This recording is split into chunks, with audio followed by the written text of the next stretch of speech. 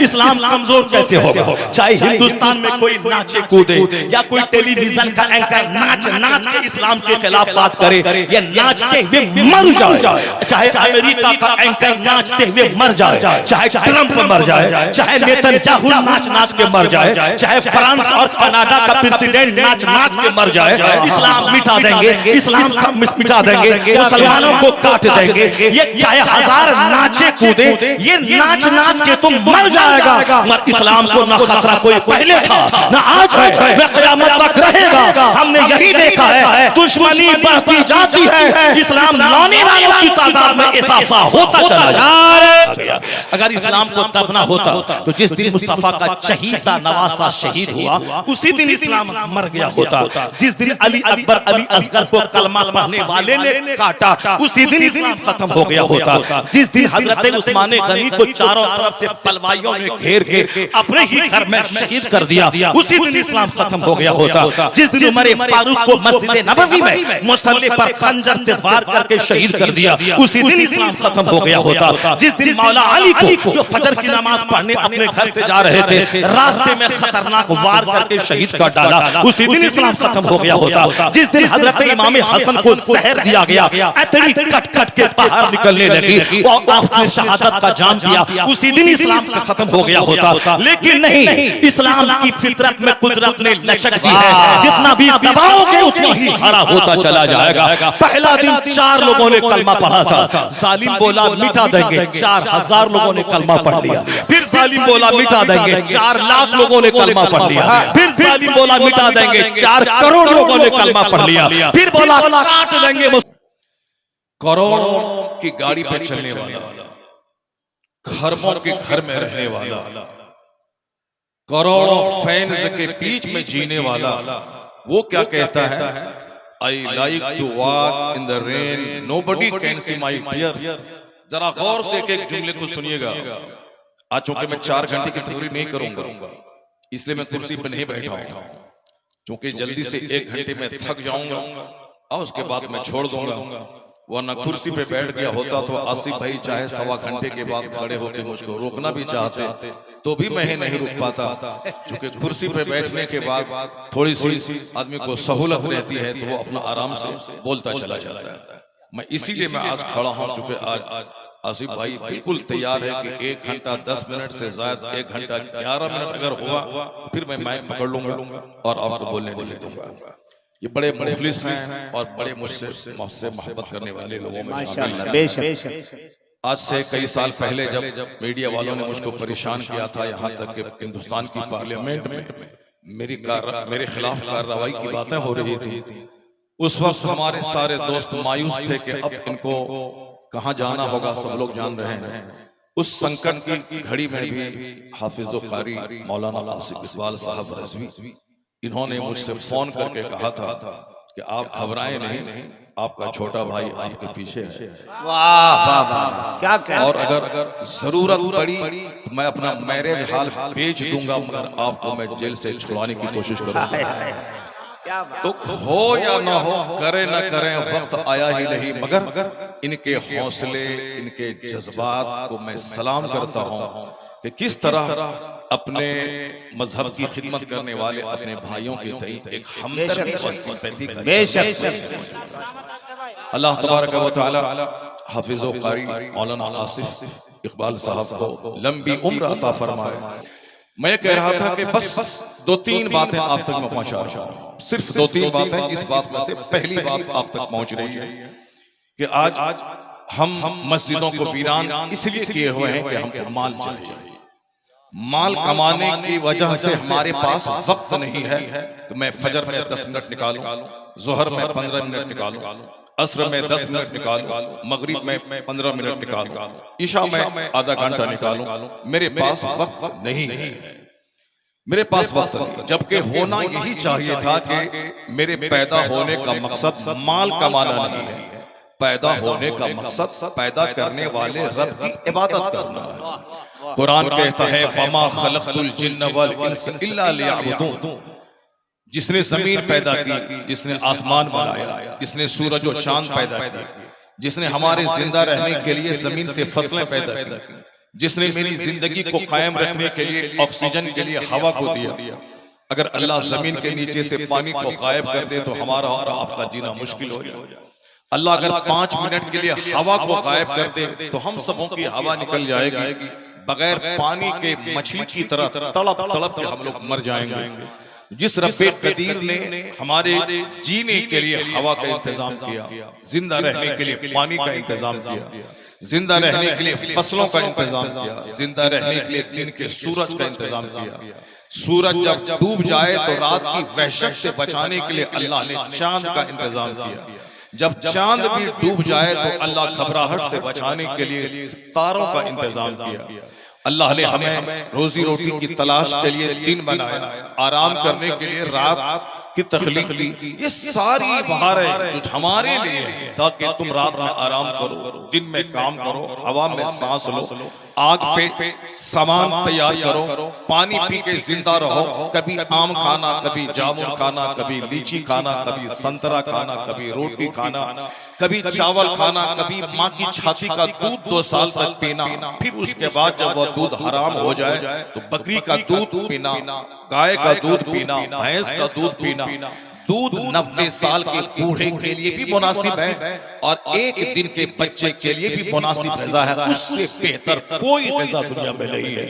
तो जब माँ की छाती का दूध 2 साल के बाद हराम हो जाए, मगर हमको दूध तो चाहिए, कैल्शियम के लिए दूध चाहिए, विटामिन ए के लिए दूध चाहिए, 90 साल के बूढ़े को भी दूध चाहिए और 3 साल के बच्चे को भी दूध चाहिए। तो अल्लाह ने माँ के दूध का बदल भैंस, गाय और बकरी के दूध की शक्ल में हमारे जिंदा रहने के लिए जबरदस्त इंतजाम फरमाया।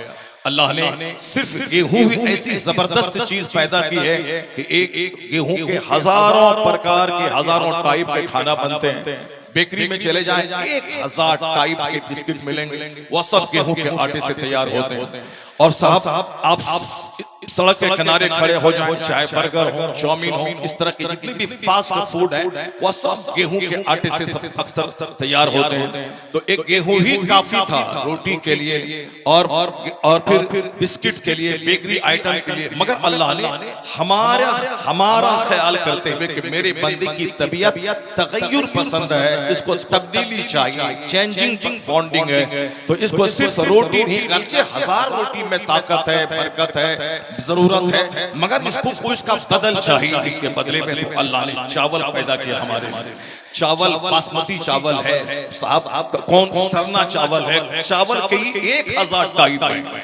ये सब हमारे लिए, चूंकि बंदों की तबीयत अल्लाह ने बनाई है कि ये तगय्युर पसंद है, तो हमारे लिए अल्लाह ने दाल 1000 टाइप का, आम कोई ले लीजिए 1000 टाइप के आम है, कहीं अल्फांसो है, कहीं दशहरी है, कहीं मालदा है, यानी अलग अलग टाइप के, ताकि हम इसको भी खा लें, उसको भी खा लें, उसको भी खा लें। ये सब हमारे लिए अल्लाह ने बनाया है ताकि तुम आराम से खाओ, का दूध पियो, गोश्त खाओ। ये परिंदों का गोश्त तुम्हारे लिए है, खाओ, ये तुम्हारे लिए है। अगर गोश्त खा के जी भर जाए तो समंदर की मछलियां तुम्हारे लिए है, ये मछलियां तुम खाओ। मछली तुम्हारे लिए, गोश्त तुम्हारे लिए, दूध तुम्हारे लिए, सब्जियां तुम्हारे लिए। एक आलू ही काफी था, लेकिन अल्लाह ने आलू के अलावा अल्लाह ने कद्दू बनाया, करेला बनाया, अल्लाह ने खीरा दिया, ककड़ी दिया, तरबूज दिया, खरबूजा दिया, क्या नहीं दिया। जो दिन में प्याज खाए वो जवान हो जाएगा, जो रात में जवान प्याज खाए वो बूढ़ा हो जाएगा।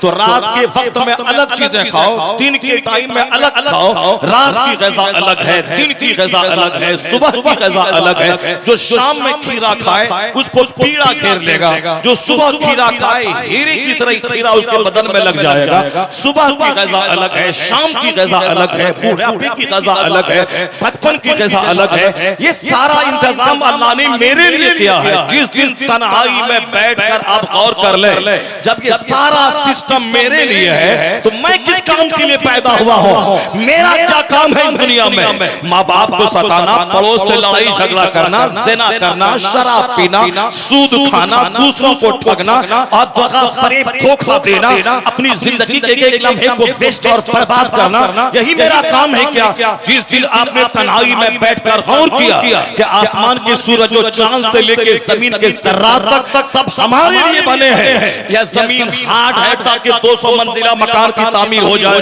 यह जमीन नर्म है ताकि मेरा नंगे पांव चलना आसान हो जाए। यह जमीन पानी वाला है ताकि हमारा दुनिया में जिंदा रहना मुश्किल हो जाए। मकान बनाना, सड़कें बनाना, खेती पैदा करना, ये सारी चीजें इस जमीन की क्वालिटी है। कहीं कपास है, कहीं सेब है, कहीं संतरा है, कहीं आम है, कहीं धान है। अगर पंजाब वाला को धान चाहिए तो वो आ जाए बिहार और झारखंड में। अगर बिहार वालों को गेहूं का भंडार चाहिए तो वो पंजाब से मंगवा ले। अगर बिहार वालों को सेब चाहिए तो कश्मीर और शिमला का सेब खा ले।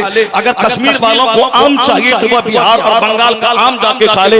यानी पूरी दुनिया में अलग अलग जमीन की क्वालिटी अल्लाह ने बनाई। जिस दिन बंदा जमीन पर बैठ के गौर कर ले, ये सारा सिस्टम हमारे लिए है। ये लाइफ सपोर्टिंग सिस्टम, यानी जिंदा रहने के लिए जो जो चीजें हमारे लिए सपोर्ट कर रही हैं, यानी आग है, हवा है, पानी है, ये सारी चीजें लाइफ सपोर्टिंग सिस्टम है। मेरे जिंदा रहने के लिए जरूरी है। मैं आग के बगैर जिंदा नहीं रह सकता, मैं पानी के बगैर जिंदा नहीं रह सकता, मैं हवा के बगैर जिंदा नहीं रह सकता। तो ये सारा निजाम अल्लाह ताला हमारे लिए बनाया है। मुझको किस काम के लिए बनाया है? जिस दिन बंदा गौर करेगा एक आवाज आएगी अंदर से, ये सारा सिस्टम तुम्हारे लिए और तुम्हारी पेशानी का सजदा रब्बे हकीकी। माशाअल्लाह, नारे तकबीर, नारे रिसालत।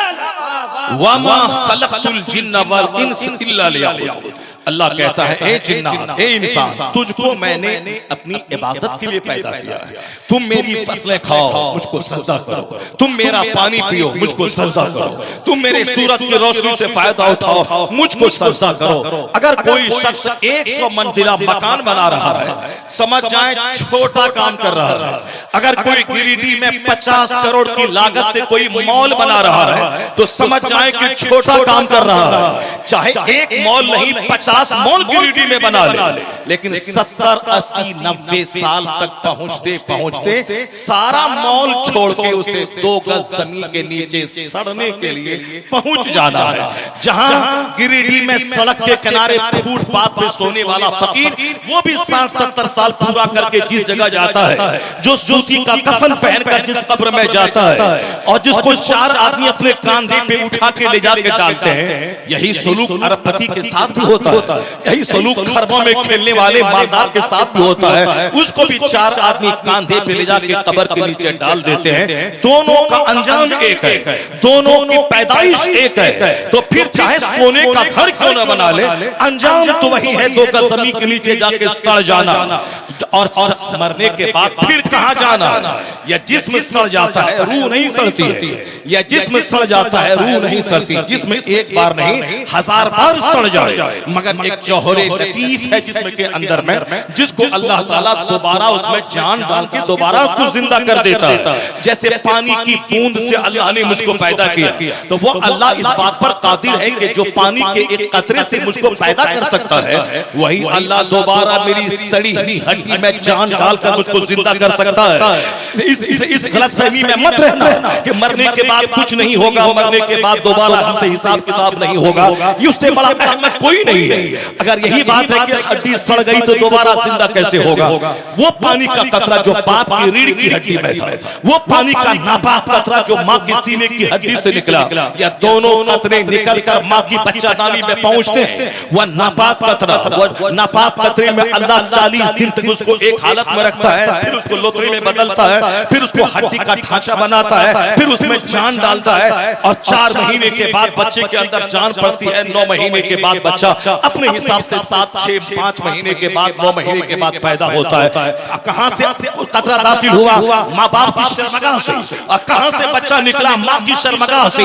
इतनी बुनियाद इंसान की कमजोर है। कुरान में 1 दर्जन जगहों पे मेरी पैदाइश का चर्चा है कि जिसकी बुनियाद इतनी कमजोर है कि नापाक कतरे से पैदा हुआ हो, बुनियाद इतनी कमजोर है कि शर्मगाह से निकल के माँ की बच्चादानी में गया हो, बुनियाद इतनी कमजोर है कि माहवारी खून रोक कर इसकी ग़िज़ा का इंतजाम मां के पेट में किया गया हो, उस इंसान को ज़ेब नहीं देता कि सीना तान के चले, उस इंसान को ज़ेब नहीं देता कि सर उठा के चले, उस इंसान को ज़ेब नहीं देता कि अल्लाह की ज़मीन को अत्याचार से भर दे, उस इंसान को ज़ेब नहीं देता कि बोले आई एम ग्रेट, मैं बड़ा हूं, तू क्या बड़ा होगा। जो शर्मगा से निकला है, जो बच्चादानी में मां का मावारी खून पी के निकला है, उसको ज़ेब नहीं देता कि वह बड़ा हो जाए। इसलिए मैं कहता हूं, जब एक बंदा इस हकीकत पे गौर करता है तो पेशानी जमीन पे रख के कहता है मैं कमजोर हूं, तू ताकतवर है, मैं मोहताज हूं, तू गनी है, मैं जलील हूं, तू इज्जत वाला है, ए अल्लाह मैं बंदा हूं, तू मेरा खुदा है, मैं कुछ नहीं हूं, तू ही सब कुछ। वाह वाह, नारे तकबीर, जरा बुलंद आवाज से नारे रिसालत, मदरसा गुलशने तैयबा, जश्ने दस्तारे हिफ्ज़ो क़िरात, 50 करोड़ का बंगला बना ले, एक नहीं 50 बिल्डिंग बना ले गिरिडीह में, अंजाम आखिर मौत है।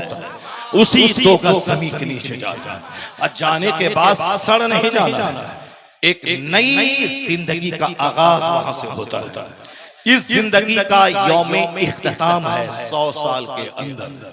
मरने के बाद जिस जिंदगी का आगाज होता है उसका कोई यौमे इख्तिताम नहीं है, द डे ऑफ एंडिंग नहीं है। वहां का एक दिन कुरान की जबान में काना मिक़दारुहु 50 अल्फ सना, यानी जिस दिन की मिक़दार दुनियावी गिनती के हिसाब से 50,000 साल के बराबर वहां का एक दिन है।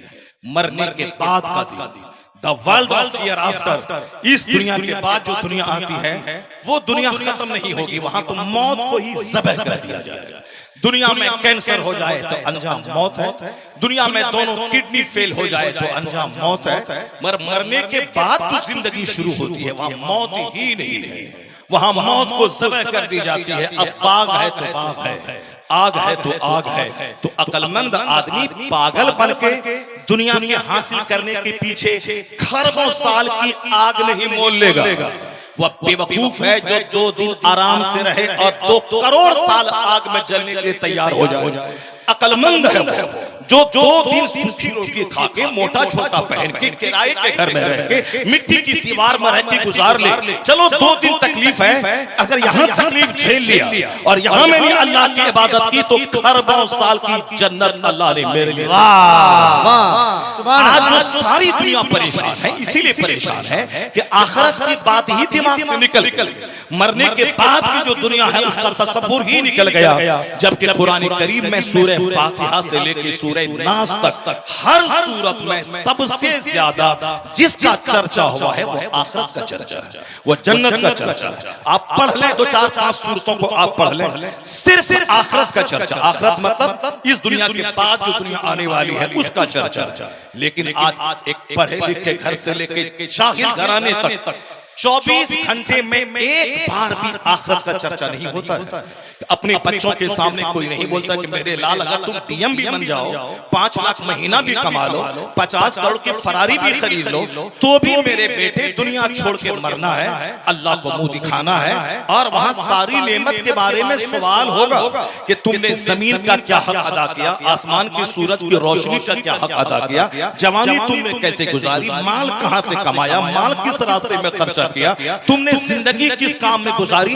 बेटे इसका सवाल होना है, चाहे डीएम बनो के एसपी बनो के खरबपति बनो के चपरासी बनो, मगर वहां जवाब देना होगा ताकि मेरे बेटों के दिल दिमाग में यह बात रहे कि मैं प्रोफेसर भी बन जाऊं मुझको मर के हिसाब देना है, मैं प्रधानमंत्री भी बन जाऊं तो भी मुझको मर के हिसाब देना है। यहाँ चपरासी भी कहता है मरने के बाद क्या होगा कौन जान रहा है, मास्टर बोलता है मरने के बाद क्या होगा कौन देखा है, यहाँ साहब एक पीएचडी डिग्री होल्डर बोलता है मरने के बाद क्या होगा कौन देखा है। ये बता दे कि ये कसूर है किसका।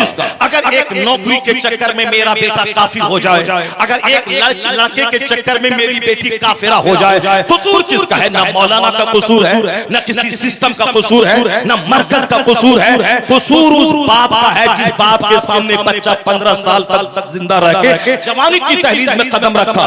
कसूर उस माँ का है जिस माँ ने अपनी गोद में बच्चों को दूध पिला के खिला के नर्स की तरह सेवा करके 15 साल के आगे उसको जवान बनाया तो कसूर उस माँ बाप का है जिस माँ बाप ने कहा कि वो इंजीनियर बना इतना कमा लिया, वह डॉक्टर बना इतना कमा लिया, वह दिल्ली पंजाब में जाकर ठेकेदारी की, वह 10 घर बना लिया। तो बच्चों के दिमाग में वही ठेकेदारी घुसी हुई है, मुझको ठेकेदार बनना है, मुझको करोड़ों का घर बनाना है, मुझको इंजीनियर बनना है, मुझको डॉक्टर बनना है। अब चाहे उसके लिए नमाज छोड़नी पड़े, रोजा छोड़ना पड़े, हज छोड़ना पड़े, ज़कात छोड़ना पड़े, इस्लाम छोड़ना पड़े, मौलाना मौलवी छोड़ना पड़े, मुझको माल चाहिए क्योंकि माँ बाप ने गुट्टी में माल की मोहब्बत पिला दी है। जिस दिन अगर माँ बाप अपनी औलाद की गुट्टी में पिला दे, चाहे प्रधानमंत्री बनो या चपरासी, ये दुनिया की किसी चीज को करार नहीं है। आज धूप कल छांव, आज जिंदगी कल मौत, आज बीमारी कल आसानी, दुनिया की किसी चीज को करार नहीं है। करार रहने वाली चीज वो आखिरत है, हमेशा उसको दिमाग में रखना। अगर ये बात अगर बाप ने बच्चों की गुट्टी में पिला दिया तो ना कोई नौकरी काफिया बना पाएगी, ना कोई खूबसूरत लड़की काफिया बना पाएगी। अगर कोई बोलेगा मैं तुझे डीएम बना दूंगा, पर ईमान छोड़ना पड़ेगा। तो जिस बाप ने गुट्टी में ईमान पिलाया है वो बोलेगा सारी जिंदगी मैं चपरासी बन के रहूंगा, पर ईमान का सौदा नहीं करूंगा। क्योंकि डीएम अगर बन गया तो दुनिया के 4 दिन की चांदनी है, मरने के बाद क्या जवाब दूंगा। ईमान अगर बचा रहा तो दुनिया मिले ना मिले जन्नत तो अल्लाह ने हमारे लिए तैयार करके रखा है। इसलिए कोई लड़की अगर हमारे लड़के को ऑफर करे कि ईमान छोड़ दे मैं तुझको मिल जाऊंगी, मुझे यकीन है कि जिस बच्चे की गुट्टी में इस्लाम पिला दिया गया, मेरा बेटा उस लड़की के मुंह पे थूक देगा और कहेगा सारी जिंदगी कुंवारा रह जाऊंगा मगर ईमान का सौदा नहीं दूंगा। बहुत अच्छे, बहुत अच्छे। ये बातें वो बोलेगा जिसकी गुट्टी में इस्लाम पिला दिया गया। माँ बाप ने अपने बाल बच्चों के दिमाग में आखिरत की, जन्नत की, उस वहां की बहारों की सारी बातें की होंगी।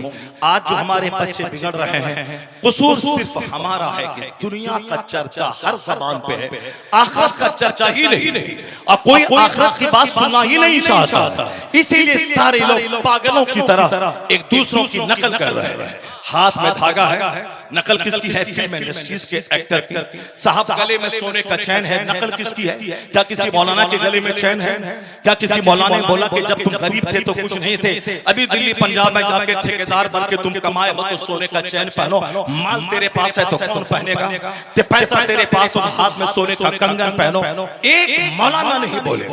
अगर ऐसा कोई बोलेगा मौलाना ही नहीं होगा, ऐसे ही दाढ़ी वाला होगा, जुब्बा वाला होगा, टोपी वाला होगा, और फिर वह गुजराती तौलिया वाला होगा, मगर वह आलिम नहीं होगा। गुजराती तौलिया डालना अलग है, दाढ़ी रखना अलग है, टोपी पहनना अलग है, जुब्बा पहनना अलग है। इल्म का संबंध यहाँ दिल से, गहरा संबंध यहाँ से है। इसलिए सिर्फ जाहिरी शक्ल सूरत को नहीं देना है, और ज्यादा जोर जाहिरी शक्ल सूरत पे नहीं देना है, ज्यादा जोर किताब पे देना है, इल्म पे देना है, इल्म पे अमल पे देना है।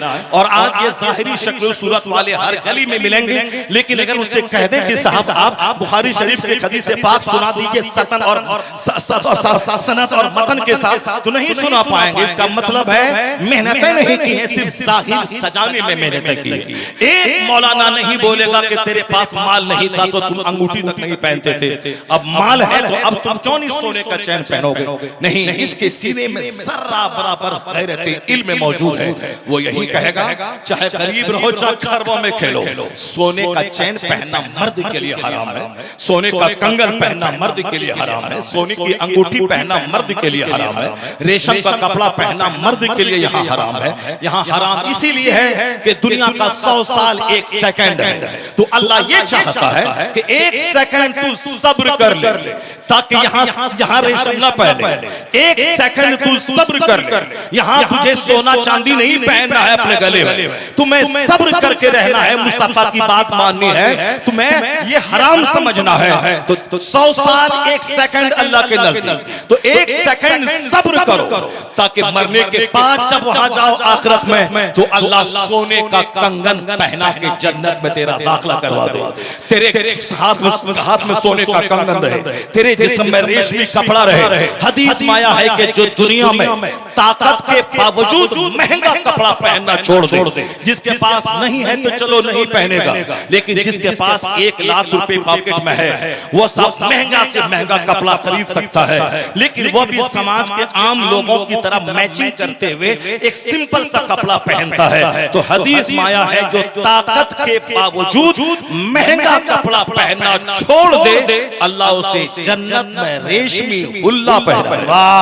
अल्लाह उसे रेशमी हुल्ला पहनाएगा। ऐसा नहीं कि मेरे पास है तो कौन पहनेगा, मेरे पास माल है तो कौन नुमाइश करेगा, मेरे पास माल है तो कौन दिखाएगा। आखिरत का नजरिया आदमी को कंट्रोल में रखता है। नजरिए आखिरत आदमी को जहर खाने से बचाता है। नजरिए आखिरत आदमी को दुनिया में तबाही बर्बादी से बचाता है। गरीबी में कंगाल होने की हालत में भी खुदकुशी से बचाता है। अरबा में खेलने के बावजूद उसे फिरौन बनने से बचाता है। जब नजरिए आखिरत कमजोर हो जाता है तो गरीब भी वो इंतहाई दर्जे का जहन्नमी बन जाता है। जबकि गरीबों पे हज फर्ज नहीं, गरीबों पे ज़कात फर्ज नहीं है, गरीबों पे कुर्बानी वाजिब नहीं है, गरीबों पे सदक़े फित्र वाजिब नहीं है। इसका कानून कितना हल्का है कि गरीब कुर्बानी नहीं करेगा। माल वाले से पूछा जाएगा कि तुम सड़ा हुआ जानवर ज़बह कर रहे हो या तुम्हारे पास पैसे हैं 1 लाख का बकरा तुम ज़बह कर रहे हो। ये मालदारों से सवाल होगा कि पुलसरात पे ये तुम्हारी कुर्बानी के जानवर सवारी का काम आएंगे, तो मरियल और सड़ा हुआ जानवर तुमने क्यों ज़बह किया? सिर्फ एक छेता पूरा करने के लिए, एक कर्ज अदा करने के लिए, ताकि हमने भी कुर्बानी की है। जबकि हदीस में आया है कि सम्मिनू ज़हायाकुम फ़इन्नहा अला सिराते मतायाकुम, अपनी कुर्बानी को मजबूत मोटा ताजा जानवर ज़बह किया करो, क्योंकि ये जानवर पुलसरात में क़यामत के दिन सवारी के काम आएंगे। तो अब 1 लाख रुपए गोश्त खाने के लिए नहीं, मोटा ताजा जानवर ज़बह करे। ये माल वाले गरीबों पे सवाल नहीं होगा। गरीब पे कुर्बानी वाजिब ही नहीं है, जो साहिब निसाब नहीं कुर्बानी वाजिब नहीं है। गरीब पे ज़कात फर्ज नहीं है। तुमने 1 लाख में 2500 रुपए ज़कात निकालना है, 1 करोड़ में 2.5 लाख ज़कात निकालना है। 100 करोड़ अगर मेरे पास है तो 2.5 करोड़ रुपए ज़कात निकालना है। अगर 2.5 रुपया भी नहीं निकाला, सारा माल नापाक हो जाएगा, सारा माल तबाह बर्बाद हो जाएगा। हदीस में आया है कि जो माल बारिश की वजह से बर्बाद होता है या जो माल बारिश न होने की वजह से बर्बाद होता है, ये सारी बर्बादियां ज़कात न देने की वजह से होती है। सारी बर्बादियां जब लोग ज़कात नहीं निकालते, निकला था 2.5 लाख, निकाला 50,000, सोचा बहुत निकाल दिया, निकल रहा था 5 लाख, निकाल दिया 2 लाख, बोला अरे 2 लाख मैंने निकाल दिया, बहुत निकाल दिया। 1 पैसा भी ज़कात अगर अच्छे माल में मिला रहा, सारे माल को तबाह बर्बाद कर डालेगा। आज लोग शिकायत करते हैं कि बेमौसम बारिश हो रही है, शिकायत करते हैं कि सारी मेरी फसलें डूब गई खेत में। क्या उस पर गौर नहीं करते कि बेमौसम बारिश हो क्यों रही है, फसलें मेरी जल क्यों रही है, फसलें मेरी डूब क्यों रही है? जबकि हुजूर ने 1400 साल पहले कहा था हस्सिनु अम्वालकुम बिज़्ज़कात, यानी ज़कात देकर अपने माल को मजबूत किले में बंद कर लो, तेरा माल बर्बाद नहीं होगा। जिसकी ज़कात निकल गई वह माल सेफ हो गया। और ज़कात ना देने की वजह से बेमौसम बारिश होती है, ज़कात ना देने की वजह से बारिश के मौसम में भी धूप रहती है, जमीन जलती है, ये ज़कात ना देने की वजह से। ये सवाल होगा किससे? माल वाले से, गरीब से नहीं। हज फर्ज किसी पर 25 साल पहले हुआ, वो डिले करता रहा कि इस बार करेंगे, अगले बार करेंगे, अगले बार करेंगे, बेटे की शादी कर लें तो करेंगे, बेटी की शादी दिलवा दें तो करेंगे, पोता को नौकरी लग जाए तो करेंगे, 4 बेटे को 4 चीता मकान शहर में बना दें तो करेंगे। इसी हालत में मौत आ गई, बंदा बगैर हज के दुनिया से चला गया। हुजूर ने कहा था कि जिस पर हज फर्ज हो जाए, अगर हज करने में ताखीर कर रहा है, मुमकिन है कि या तो यहूदी होके मर जाए या नसरानी होके मर जाए। यानी हज फर्ज होने के बाद जितना डिले होगा, मुमकिन है कि खात्मा खराब हो जाए, यानी वह हालत कुफ्र में उसकी मौत हो जाए। आका ने कहा जिस पर हज फर्ज हो फौरी हज करे, इसलिए कि कोई नहीं जानता कल क्या होगा। कल माल रहेगा, सेहत नहीं रहेगी, सेहत रहेगी, माल नहीं रहेगा। इसलिए जब हज फर्ज हो जाए फौरी हज कर ले। ये सवाल किससे होगा? गरीबों से नहीं, मालदारों से। हज का सवाल मालदारों से, ज़कात का सवाल मालदारों से, सदक़े फित्र का सवाल साहिब निसाब से, कुर्बानी का सवाल साहिब निसाब से। वो गरीब जो दिन रात रोते हैं कि मेरे पास माल नहीं है, मेरे पास माल नहीं है, ये जो रोते हैं, माल रहता तो लंगर बटाते, लंगर चलाते, माल रहता मस्जिद बना देते, माल रहता साहब मदरसा कायम कर देते। करते करता कि नहीं करता वो दिल का हाल अल्लाह जानता है, लेकिन ज़बान से चिकनी चपड़ी बातें लोग करते हैं। मेरे पास माल ही नहीं है तो क्या करूंगा, माल अल्लाह अगर कभी देता है, बखील और कंजूस बन के दांत से पकड़ पकड़ के रखने लगता है।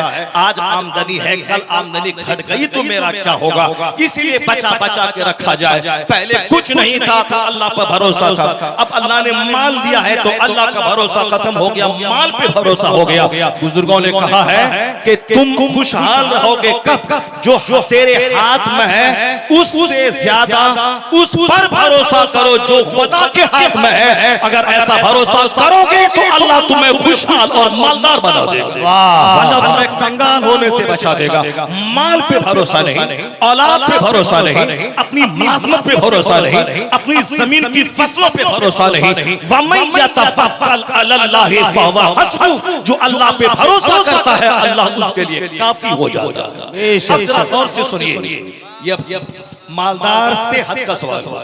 फर्ज हुआ था 20 साल पहले, 20 साल डिले क्यों किया बताओ, बताना पड़ेगा। 1 इंच बंदा अपनी जगह से क़यामत के दिन हट नहीं पाएगा। लेकिन गरीबों से क्या सवाल, कुछ गरीबों से सिर्फ इतना सवाल होगा कि तुमने 5 वक्त की नमाज क्यों नहीं पढ़ी, जबकि नमाज पढ़ने में 8 घंटे का टाइम नहीं लगता है। जिस मजदूरी करके 500 रुपए कमाने में 8 घंटे की ड्यूटी देनी है, ईंट ढोना है 8 घंटे तक, सरकारी नौकरी करनी है तो 5 घंटे तक, तो 5 घंटे पेट के लिए तुमने निकाला, 8 घंटे ईंट ठो के तुमने पेट के लिए 500-700 रुपए तुमने कमाया। तो जिसने सारी कायनात बनाई, जिसने तुम्हारे अल्लाह ने जिसने पेट में मशीन लगा दी, पत्थर भी डालो तो पत्थर भी पिस जाता है। अल्लाह ने किडनी जैसी नेमत दी कि खराब हो तो 50 करोड़ में भी किडनी नहीं मिलेगी। अल्लाह ने ज़बान जैसी नेमत दी, आंख जैसी नेमत दी, कान जैसी नेमत दी कि 10 लाख की मशीन लगा के लोग सुनते हैं और तुम बगैर मशीन के सुनते हो। इसका तुमने क्या हक अदा किया? आया है किताबों में कि जो 5 वक्त, फजर में 10 मिनट, जोहर में 15 मिनट, असर में 10 मिनट, मगरिब में 12 मिनट, ईशा में 15 से 20 मिनट, सिर्फ 24 घंटे में 1 घंटा, 24 घंटे में 23 घंटा तेरे लिए, 8 घंटा काम करने के लिए, 8 घंटे सोने के लिए, बाकी और दीगर ज़रूरियात के लिए सिर्फ 1 घंटा जिस रब ने तुझे बनाया उसकी इबादत के लिए निकाल। और जब तू सजदा करेगा तो सर से लेके पांव तक जितना पार्ट्स है, सारे पार्ट्स की नेमत का शुक्राना अदा हो जाएगा। ये नमाज सारी नेमतों का शुक्राना। 8 घंटे रात में गहरी नींद लेने के बाद जब बंदा फजर की नमाज अदा करता है तो ऐसा है जैसे 8 घंटे की गहरी नींद की नेमत का शुक्र अदा कर दिया। फजर से लेके जोहर तक कोई नमाज फर्ज नहीं है।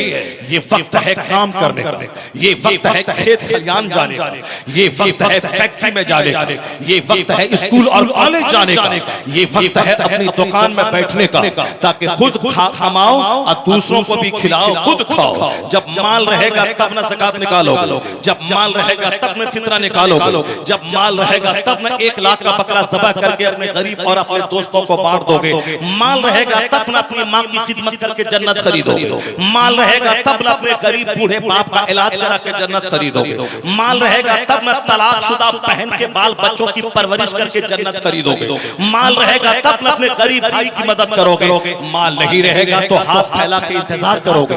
कौन दिल्ली से आ रहा है पैसा दे ताकि इलाज कराओ, कौन सऊदी अरब से आ रहा है पैसा दे ताकि मैं इलाज कराऊं, कौन इलाके का सेठ है ताकि वो गेहूं धान चावल दे ताकि बेटी की मैं शादी कराऊं। अल्लाह नहीं चाहता कि तू मस्जिद के दरवाजे पे जलील हो जाए, अल्लाह नहीं चाहता कि तू सेठ के दरवाजे पर 1 घंटा बैठकर अपनी इज्जत नफ्स का सौदा करके तब वहां 2 बोरी चावल लेके वहां से आओ। अल्लाह ये नहीं चाहता। अल्लाह ने इशा के बाद से लेके फजर तक कोई नमाज फर्ज नहीं की। तहज्जुद पढ़ो तो सवाब, नहीं पढ़ो तो कोई गुनाह नहीं, लेकिन ये 8 घंटे सोने के लिए है ताकि खूब आराम करो। उसके बाद जब फजर की नमाज पढ़ने के बाद जमीन में फैल जाओ, फजर से लेके जोहर तक मुकम्मल 8 से लेके 10 घंटे तक कोई नमाज फर्ज नहीं है। इशराक पढ़ो सवाब है, नहीं पढ़ो कोई गुनाह नहीं। चाश पढ़ो सवाब है, नहीं पढ़ो कोई गुनाह नहीं, क्योंकि कोई नमाज फर्ज नहीं। जोहर फजर से लेके जोहर तक कोई नमाज फर्ज नहीं है। इसीलिए कि ये टाइम है खेत खलियान में काम करने का, दुकान में बैठने का, खुद कमाने का, खाने का, दूसरों को खिलाने का। ज़कात फर्ज होता कि दूसरों को दे, कुर्बानी का जानवर ज़ब्ह करे दूसरों को खिलाए, माँ बाप की खिदमत करे। ये जलील बन के हाथ न फैलाए, बल्कि हाथ ऊपर रख के दूसरों को देने वाला बन जाए। आप देने वाला बन जाए। अल यदुल उलिया खैरुम मिनल यदि सुफला, गिवर है is better than the taker है। टेकर हैंड लेने वाला जिल्लत टपकती है और गिवर हैंड देने वाला उससे सखावत टपकती है। तो इस्लाम ये नहीं चाहता कि मुसलमानों में भिखारी ज्यादा हो जाए, बल्कि मेरे खुदा ने कुरान करीम में मुझको जीने का तरीका बताते हुए कहा, तुम ये दुआ करो, रब्बना आतीना फिद दुनिया हसना व फिल आखिरत हसना व क़िना अज़ाबन्नार। यानी ए अल्लाह मेरे लिए दुनिया में भलाई अता फरमा, मेरे लिए आखिरत में भलाई जन्नत अता फरमा। तो जिस तरह दुनिया में भलाई बगैर मेहनत के नहीं मिलती है, मेहनत भलाई देने वाला अल्लाह है, माल देने वाला अल्लाह है, मगर मुझको तो जमीन में फैलना होगा, मुझको तो मेहनत करनी होगी, मुझको तो आम का एक पेड़ लगाना होगा, तब अल्लाह 1000 आम का फल मुझको देगा। मुझको तो एक बासमती धान का एक दाना डालना होगा, तब अल्लाह 1000 दाना मुझको देगा। मुझको तो मकई का एक दाना जमीन में डालना होगा, तब अल्लाह ताला मुझको वहां से 1000 दाने वाला मकई का पौधा मुझको देगा। यानी तुम जमीन में फैल जाओ, तुम दाना डालो, बाकी अल्लाह 1000 तुझको देगा। तुम मेहनत करो, अल्लाह मेहनत का तुझे फल देगा, इतना देगा कि तू ले नहीं पाओगे। तुम तुम जमीन पे फैल जाओ, तुम जमीन में एक दाना डाल दो, वो दाना सड़ा कर अल्लाह जबरदस्त फसल निकाल कर कई लाख दाने तुझको अता कर देगा। और एक तो तुझको डालना होगा, पहले घर में बैठे से तमन्ना करने से नहीं मिलेगा, एक डालना होगा। अजमेर में जाके बैठ जाओ और कहो कि अल्लाह मुझको अरबपति बना दे, नहीं अरबपति बन पाओगे। पहले तुझको कारोबार करने के लिए कदम बढ़ाना पड़ेगा, मेहनत करनी पड़ेगी, ऑनेस्टी से काम लेना पड़ेगा, उसके बाद अजमेर चला जाओ। मैं रात भर जाग करके मैंने फैक्ट्री में काम किया है, मैं रात भर दिन भर मैंने मेहनत करके मैंने इस काम को इम्प्रूव किया है, मेहनत मेरी तरफ से। अब एक ख्वाजा बाबा आप दुआ करते हैं हमारे लिए ताकि खुदा की रहमत नाज़िल हो जाए। इधर से मेहनत चलेगी, उधर से गरीब नवाज के हाथ दुआ के लिए उठेंगे और आसमान से रहमतों की बारिश होगी, कामयाबी कदम चूमेंगे। क्या कहने हर फील्ड में यही है। पढ़ने लिखने वाला उस्ताद का सिर पांव दबाए कि मैं बहुत बड़ा खतीब बन जाऊं, मैं बहुत बड़ा राइटर बन जाऊं, मैं बहुत बड़ा मुदर्रिस बन जाऊं, नहीं होगा। बल्कि सिस्टम है कि कोई बंदा अपने उस्ताद का पांव सिर्फ 10 मिनट दबाए और बाकी 10 घंटे किताब पढ़े। उस्ताद का कपड़ा 10 मिनट साफ करे और किताब में 10 घंटे टाइम लगाए। तो इधर से मेहनत जाएगी, उधर से उस्ताद की दुआ आएगी, फिर क्या होगा, बंदा फकीह आजम बन जाएगा, अपने वक्त का मुहद्दिस बन जाएगा, अपने वक्त का राइटर बनेगा, अपने वक्त का फिलोसोफर बनेगा। यहाँ सिर्फ दुआओं से काम नहीं चलता, यहाँ मैदाने बद्र में मदीना से निकल के जाना पड़ता है, 313 मुजाहिद को लेके जाना पड़ता है, कील कांटे दुरुस्त करने पड़ते हैं, फिर रमजान के दिन में लड़ने का शौक पैदा किया जाता है। उसके बाद झोपड़े पे खड़े होकर पैगंबर आजम रो के रब की बारगाह में दुआ करते हैं। ये दुआ मदीने में भी हो सकती थी, मगर मुस्तफा मैदाने बद्र मदीने से 150-200 किलोमीटर दूर जाकर वहां आपने तलवार थमाकर जंग की मश्क करा के शहादत का जुनून चढ़ा के उसके बाद आपने दुआ की है। कयामत तक के लिए कानून बन गया कि पहले मैदान में निकल जा, पहले मेहनत कर, उसके बाद दुआ कर, फिर अल्लाह ताला 5000 फरिश्तों से मुसलमानों की मदद कर दिया। वो फतह मुबीन लिखी गई कि आज यूरोप का दानिश्वर कहता है इस्लाम कमजोर कैसे होगा। चाहे हिंदुस्तान में कोई नाचे कूदे या कोई टेलीविजन का एंकर नाच के इस्लाम के खिलाफ बात करे, ये नाचते हुए मर जाए। चाहे अमेरिका का एंकर नाचते हुए मर जाए, चाहे ट्रंप मर जाए, चाहे नेतन्याहू नाच के मर जाए, चाहे फ्रांस और कनाडा का प्रेसिडेंट नाच के मर जाए, इस्लाम मिटा देंगे, इस्लाम मिटा देंगे, मुसलमानों को काट देंगे। ये चाहे 1000 नाचे कूदे, ये नाच के तुम मर जाएगा, मगर इस्लाम को ना खतरा कोई पहले था ना आज है, वह क़यामत तक रहेगा। हमने यही देखा है, दुश्मनी बढ़ती जाती है, इस्लाम लाने वालों की तादाद में इजाफा होता चला जाता है। नारे तकबीर, चला दोनों हाथ उठाकर नारे तकबीर, नारे रिसालत, मज़हब इस्लाम इस्लाम के बारे में कोई तबसरा मत करना। गिरिडीह में चाय की दुकान पे चुस्की लेके कि इस्लाम खतरे में आ गया है। इस्लाम के बारे में तबसरा मत करना। फिलिस्तीन में ये हो गया तो वहां ये हो गया, वहां मॉब लिंचिंग हो गई तो वहां ये हो गया, इस्लाम खतरे में आ गया। अल्लाह की कसम, 1 करोड़ बार अल्लाह की कसम खा के मैं कहता हूं, इस्लाम को कोई खतरा न पहले था, न आज है, न कयामत तक रहेगा। अगर कोई नेता बोलता है तो झूठ बोलता है कि इस्लाम खतरे में आ गया। अगर कोई मौलवी बोलता है तो झूठ बोलता है कि इस्लाम खतरे में आ गया। इस्लाम खतरे में था कब? इस्लाम अल्लाह का पसंदीदा दीन है। अल्लाह वो है जिसका मद्दे मुकाबिल कोई खुदा नहीं है। अल्लाह वो है जो दुनिया बनाना जानता है, 1 सेकंड में सारा शहर गुजारना भी जानता है। वो अल्लाह है। जब अल्लाह को कोई खतरा नहीं है तो अल्लाह के पसंदीदा दीन को कैसे किसी से कोई खतरा हो सकता है? कोई खतरा नहीं है। नाचा कूदा तो बहुत लोगों ने नाचा कूदा। अबू जहल भी नाचा के इस्लाम मिटा देंगे, उतबा शैबा भी नाचा के इस्लाम मिटा देंगे, बहुत नाचा इस्लाम मिटा देंगे। मगर हुआ क्या? हुआ यही कि इस्लाम नहीं मिटा। अबू जहल को 2 बच्चों ने तड़पा तड़पा के मार दिया तो सरदार मारा गया, इस्लाम का फूल खिलता चला गया, इस्लाम पूरी दुनिया में फैलता चला गया। यजीद बोला था हुसैन को काट देंगे, हुसैन के बेटों को मार देंगे। यजीद चाहता कि मैं पूरी दुनिया में अपने मन का राज करूंगा, शरीयत का राज नहीं चलेगा, मेरी तबीयत का राज चलेगा। अल्लाह ने छूट दी। उसके बाद जब उसे पकड़ा फिर क्या हुआ? यजीद जलील रुस्वा तबाह बर्बाद हो गया और हुसैन जो काटा था वो क़यामत तक के मुसलमानों का इमाम हो गया, सरदार हो गया। जो इस्लाम अरब के जोग्राफिया तक महदूद था, हुसैन की शहादत के बाद वो इस्लाम तूफान बन के अरब से निकला, बादल बनकर पूरी दुनिया में छाता चला गया।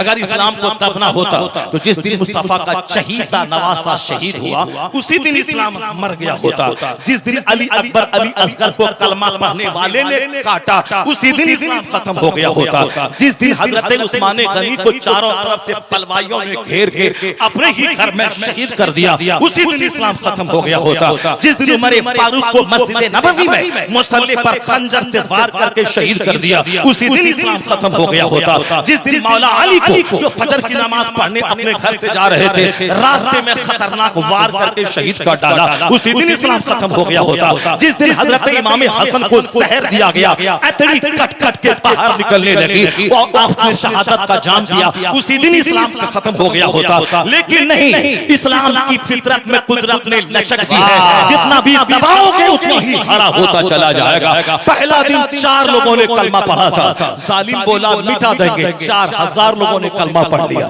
फिर जालिम बोला मिटा देंगे, 4 लाख लोगों ने कलमा पढ़ लिया। फिर जालिम बोला मिटा देंगे, 4 करोड़ लोगों ने कलमा पढ़ लिया। फिर बोला काट देंगे मुसलमानों को, 100 करोड़ लोगों ने कलमा पढ़ लिया। अभी 50 साल तो मेरी उम्र है, 55 साल, 10 साल माइनस करते हैं, 45 साल से तो मैं सुन रहा हूं कि इस्लाम खतरे में आ गया। वहां इस्लाम पे खतरा है, अमेरिका में खतरा है, मौलाना की खिताबत में वही बात है, तहरीर में वही बात है, मंथली मैगजीन में वही बात है। अगर खतरा है तो 1 करोड़ 100 करोड़ था, घट के 50 करोड़ हो जाना चाहिए था। 50 करोड़ था, घट के 25 करोड़ हो जाना चाहिए था। 25 करोड़ था, खतरा बढ़ा, अमेरिका यूरोप हिंदुस्तान के मुश्रिक दुश्मन बने, घट के 10 करोड़ हो जाना चाहिए था। लेकिन हुआ क्या? 100 करोड़ था, मगर आज की तारीख में पूरी दुनिया में 200 करोड़ मुसलमान जिसके नाम के साथ लफ्ज़ मोहम्मद जुड़ा हुआ है। ये मोहम्मद, ये अहमद, ये मोहम्मद फैज, ये मोहम्मद जुबैर, ये मोहम्मद अरसलान, ये मोहम्मद शहरियार, ये मोहम्मद आसिफ, ये क्या है? 200 करोड़ मोहम्मदी फौज अभी दुनिया में मौजूद है। इसलिए मैं कहता हूं दुश्मनी बढ़ने दे। यही मैंने 1400 साल में देखा है, जब जब दुश्मनी बढ़ी है मुस्तफा के गुलामों की तादाद में इजाफा होता है। नारे तकबीर, नारे रिसालत। अलबत्ता इस्लाम तो खतरे में नहीं। हम अगर कमजोर मुसलमान हैं तो हम खतरे में, बेनमाजी मुसलमान खतरे में, झूठ बोलने वाला मुसलमान खतरे में, मस्जिद को उजाड़ने वाला मुसलमान खतरे में, दौलत की मोहब्बत में काफिरों को पीछे छोड़कर माल माल माल करने वाला मुसलमान खतरे में है। अलबत्ता इस्लाम खतरे में नहीं है। इस्लाम का तो वो कमाल है कि हमने 1400 साल में यही देखा कि जब एक बिरादरी को दबाया गया, उसको एक कुएं के पास पानी पीने के लिए नहीं दिया गया कि हम अगड़ी जाति के लोग हैं, तुम पिछड़ी जाति के लोग हो, तुम भगवान के पैर से पैदा हुए हो और मैं भगवान के सर से पैदा हुआ हूँ, इसलिए तुम मेरी गुलामी करेगा, चप्पल सीधी करेगा, गाय चराएगा, भैंस का दूध दूहेगा। तुम पिछड़ी जाति के लोग, जहां मैं पूजा करूं तुम नहीं बैठेगा, जहां मैं पानी पीऊं तुम नहीं पिएगा, जिस गिलास में तुम पानी पियोगे मैं उसे तोड़ दूंगा। ये एक मजहब का मानने वाला एक आदमी है, उसके बावजूद इज्जत नहीं मिली, हमेशा जलील होता रहा, हमेशा अपने आप को दबा समझता रहा। लेकिन जब उन लोगों ने देखा कि एक भंगी पखाना ढोने वाला जुमा के दिन जुमा की नमाज से आधा घंटा पहले वो कलमा पढ़ के मुसलमान बन गया, मुसलमान बना, नहाया धोया, अब वह मस्जिद में दाखिल हो गया। अब वह मस्जिद में जहां सैयद साहब बैठे हैं वहां एक घंटा पहले जो भंगी था वो सैयद साहब के बाजू में बैठा हुआ, एक घंटा पहले जो भंगी था वो शेख साहब के बाजू में बैठा हुआ है। रमजान का दिन है, एक भंगी पखाना ढोने वाला कलमा पढ़ के मोमिन बन गया। अब जिसको इज्जत वहां 50 साल में नहीं मिली कि गिलास में पानी पिए तो गिलास तोड़ा जाए, चटाई पे बैठ जाए तो चटाई को जलाया जाए, कुआं में पानी पी ले तो कुआं को तोड़ दिया जाए, अगर वो इबादतगाह में घुस जाए इबादतगाह को धोया जाए। यानी एक मजहब का मानने वाला फिर भी इस कदर हकारत और नफरत की निगाह से उन कमजोरों को देखा जाता था। इन लोगों के ज़मीर ने कहा यहाँ 50 साल से इनके साथ में हूं तो इज्जत नहीं मिली, और यहाँ 50 मिनट पहले रमजान में अगर कोई तौबा करके मुसलमान बना, इस्लामी परिवार में दाखिल हुआ, तो जहां सैयद, पठान, नदाब, जोलाहा, शेख, मंसूरी, अंसारी बैठकर जिस बर्तन में खाना खा रहा है उसी बर्तन में उसी भंगी को भी बैठा दिया गया कि अब तुम मोमिन बन गए, अब हमारे भाई बन गए। जहां 50 साल तक कुएं में पानी पीने नहीं दिया गया और यहाँ 50 मिनट पहले कलमा पढ़ा तो शेख पठान के साथ बैठ के खाना खा रहा है। तो मालूम है तुम्हें, ए मुसलमान, तुम नहीं समझते कि इस्लाम में क्या कमाल, क्या जादू है। जब ये देखा तो 50 लाख काफिरों का ज़मीर ऐसा जागा कि 1 करोड़ साल में जितना ये कुफ्र नहीं फैला पाएगा, एक दिन में 50 लाख लोगों ने कलमा पढ़ के मुस्तफा की गुलामी। माशाअल्लाह। इस्लाम उस क्वालिटीज का जामे मजहब है जिस मजहब को कोई खतरा कभी नहीं था, और खतरा होगा कैसे? अल्लाह का पसंदीदा मजहब है, क्वालिटी से भरा हुआ मजहब है। जिस दिन ज़मीन जागेगा दुनिया का बच्चा कलमा पढ़ के मुस्तफा का गुलाम हो जाएगा। यकीन नहीं आए तो आज ये जो नाच के बोलता है, यहाँ से वहां कूद के बोलता है, इस्लाम ये बोलता है मजहब पूछ करके कत्ल कर दिया, ये इस्लाम कहता है, ये इस्लाम सिखाता है। मैं कहता हूँ जालिम, एक काम हुआ और तुमने नमक मिर्च लगा के पूरे हिंदुस्तान में जहर आलूद फजा बना दी। हिंदुस्तान का एक मौलवी जो लाखों की तादाद में है, किसी मौलवी ने नहीं कहा कि जिसने भी पहलगाम में ऐसा काम किया है वो अच्छा किया है। अल्लाह की कसम कोई मौलवी ऐसा नहीं बोला कि अच्छा किया है। 40 करोड़ कमोबेश मुसलमान इंडिया में बसते हैं, वो चाहे जो कुछ बोलता है, 17, 30, 22 बोलता रहे। हम तो आज 1986 में एक मौलाना की तकरीर सुने थे इंडिया में कि 22 करोड़ मुसलमान पूरे हिंदुस्तान में है, तो आज भी 22 करोड़ ही अगर है तो कहां 1986 और 2025, यानी 35 साल में भी वही 22 करोड़ रहेगा। 40 करोड़ कमोबेश मुसलमानों की मौजूदगी में, मुसलमानों की मौजूदगी में आज की तारीख में बता दे कि एक बंदा भी ये कहा हो कि जो कुछ हुआ कश्मीर में वह सही हुआ, नहीं सही हुआ।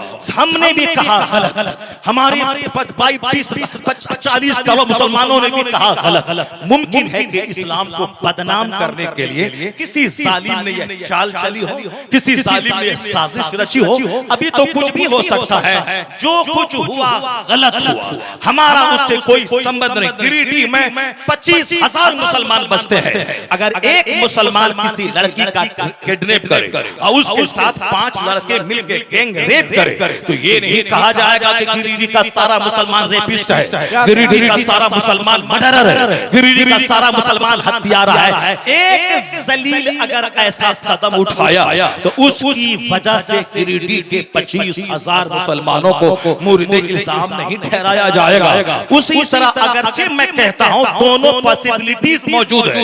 एक तो है कि वो बंदा अपनी तरफ से जुर्म करके मुसलमानों को बदनाम करने के लिए चाल चली हो, लेकिन अगर ये बात नहीं है, अगर मुसलमान ही था उसने ऐसा कदम उठाया, तो क्या मतलब है कि एक लुच्चा लफंगा के ऐसा कदम उठाने से हिंदुस्तान के 40 करोड़ मुसलमानों को नफरती और आतंकवादी नहीं बोला जाएगा। इस हम तो इतने बड़े मोहब्बत करने वाले देश के हैं कि अरबों मुसलमान जो हिंदुस्तान में मरे वो सब हिंदुस्तान के कब्रिस्तान में मौजूद है। तो जमीन के ऊपर है तो भी हिंदुस्तानी और जमीन के नीचे है तो भी हिंदुस्तानी।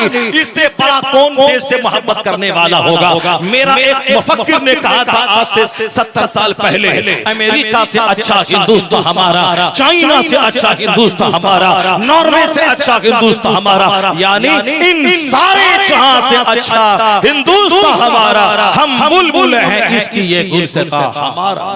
हमारे मुफक्किर ने कहा था, थिंकर ने ये कहा था, हमारे उलमा ये कहते हैं, हम भी ये कहते हैं। हम तो अमेरिका से घूमने के बाद यही बोलेंगे कि हमारी सड़ी हुई गिरिडीह की सड़क व्हाइट हाउस से बेहतर है, क्योंकि सारे जहां से अच्छा हिंदुस्तान हमारा। हम बुलबुल हैं इसकी ये गुलसिता हमारा। हमको सनद नहीं चाहिए किसी दुबे जी से, हमको सनद नहीं चाहिए किसी यादव जी से, हमको सनद नहीं चाहिए किसी पवार जी से कि आप देशभक्त हैं कि नहीं है। यही सबसे बड़ी मिसाल है कि जिंदा रहो तो भी इंडियन और कब्र में चला जाओ तो भी इंडियन, यानी ऊपर रहो तो भी हिंदुस्तानी, नीचे रहो तो भी हिंदुस्तानी। हम कहीं जल भून करके कहीं बाहर नहीं चले जाते, इसलिए उनसे वफा की उम्मीद मत रखें। जिसने निकाह में तासुब का चश्मा पहन पे रखा है, हमें उसकी सनद की कोई जरूरत नहीं है। इस्लाम इतना कमाल अपने दामन में रखता है, ये वहां से लेके वहां तक नाचे डेली। आज तक मैं नाचे, 18 में नाचे, जिसमें नाचना हो, जितना नाचा हो नाचे और खूब नाचे। और चंद दलाल को खरीद के ले आए, कभी फतेह अहमद अली को खरीद के लाए, कभी किसी दूसरे कंटेम्पररी मौलवी को खरीद के लाए। उसके जरिए इस्लाम के खिलाफ फतवा पूछ कर कंफ्यूजन पैदा करे। जितना नाचना हो नाचे। आप समझते होंगे इस्लाम खतरे में आ गया। चंद पैसे के बिकने वाला आदमी टेलीविजन पे बैठ करके उसको कोई जवाब नहीं बन पाता है, वो हकलाने लगता है। तो अब देखो इनके पास कोई जवाब नहीं है। ये नहीं है जाहिरी शक्ल है, अंदरूनी शक्ल क्या है? कोई दिन ऐसा नहीं गुजरता जिस दिन हिंदुस्तान का एक फिलोसोफर कलमा पढ़ के मुसलमान न होता। कोई दिन ऐसा नहीं गुजरता जिस दिन अमेरिका का कोई साइंटिस्ट कलमा पढ़ के मोमिन न होता। कोई दिन ऐसा नहीं गुजरता जिस दिन चाइना जापान का कोई एक पढ़ा लिखा बुद्धिजीवी वह कलमा पढ़ के मोमिन न होता हो। अगर यही नहीं है, अगर ये बात सच नहीं है, तो आप अखबार पढ़ें, उस पर पता चलेगा कि अमेरिका में 10 साल पहले 40 लाख मुसलमान थे, आज 80 लाख मुसलमान वहां।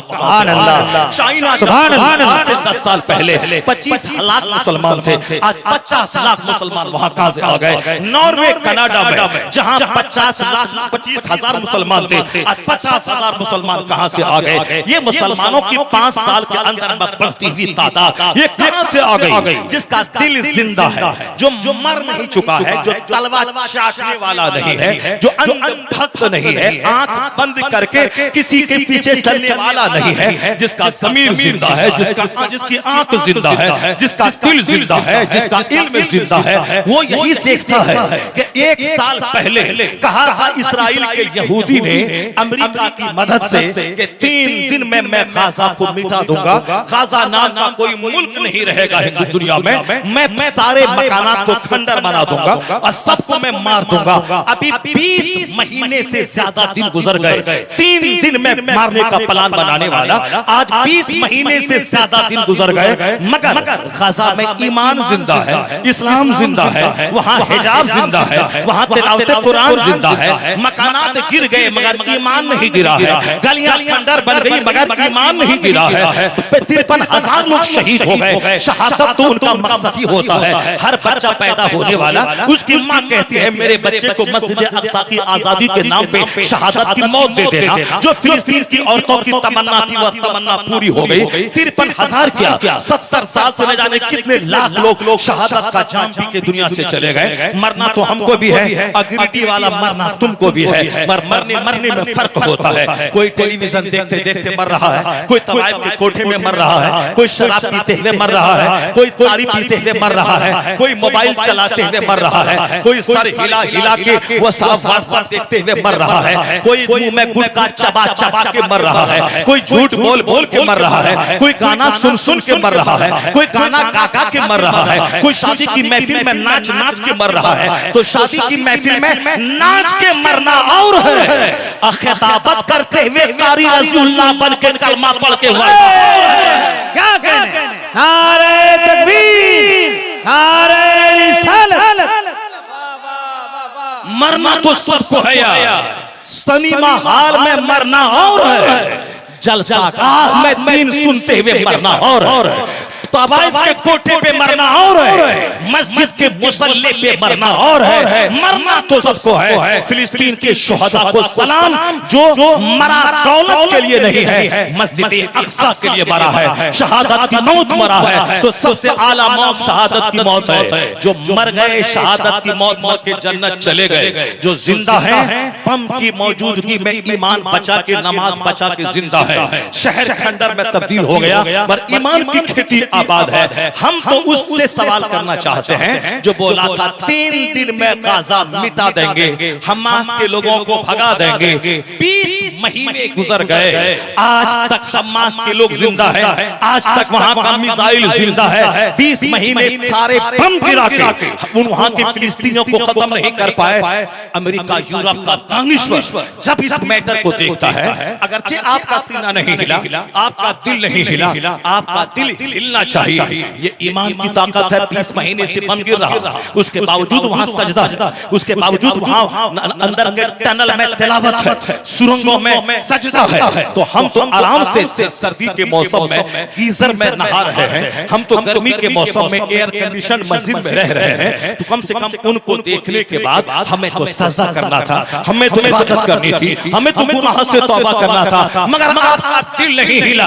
अमेरिका का बुद्धिजीवी वो कहने लगा 3 दिन में गाजा को मारने का प्लान बनाने वाला 20 महीने के बाद भी हार गया है। वहां की ईमानी ताकत के सामने सारा बम गिरा के गाजा को तबाह नहीं कर पाया। उसका ईमान जिंदा है, सजदा जिंदा है। जहां बम गिर गया, बम की ताकत फेल हो गई, कलमा की ताकत गालिब आ गई। वहां का बुद्धिजीवी कलमा पढ़ता है, मुशर्रफ इस्लाम होता है। इस 20 साल के अंदर अगर 50,000 फिलिस्तीनी शहीद हुए हैं तो 50,000 अमेरिका यूरोप के दानिश्वर कलमा पढ़ के मुसलमान हो गए। नारे तकबीर, नारे रिसालत, पीरे तरीकत अल्लामा सैयद मीरान फातिमी साहिब किबला।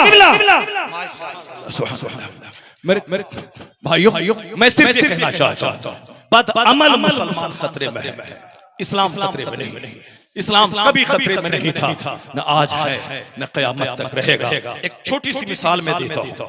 आज की तारीख में जब इल्म बढ़ेगा, शऊर जागेगा, तो फिर लोग अंधभक्त बन के किसी पत्थर के सामने नहीं खड़े रहेंगे। वो तलाश करेंगे कि दुनिया में सुकून का सबसे बड़ा स्रोत कौन है, सच्चाई कहाँ है, वेयर इज ट्रूथ, सच्चाई कहाँ है। अब जरा गौर से सुनिए। आज सारे लोग कहते हैं कि knowledge is power, knowledge is right, इल्म ताकत है, इल्म रोशनी का नाम है। Acquire knowledge from the cradle to the grave, माँ की गोद से लेकर कब्र की गोद तक पढ़ो। इल्म रहेगा तो ताकतवर बनोगे। मकान बेच के बच्चों को पढ़ाओ, जमीन बेच के बच्चों को पढ़ाओ। जब बच्चा पढ़ लिख लेगा आदमी बन जाएगा। जमीन मकान की क्या हैसियत है, इससे बड़ी चीज ह्यूमैनिटी इसको मिल जाएगी और ये जलील चीजें भी खरीद लेगा, उसके पास दुनिया आ जाएगी। पहले पढ़ाओ। अमेरिका आज टेक्नोलॉजी की दुनिया का बादशाह है, बच्चा बच्चा पढ़ा लिखा चाइना पूरी दुनिया में अब टेक्नोलॉजी की दुनिया का सरदार बनने जा रहा है। बच्चा बच्चा वहां का पढ़ा लिखा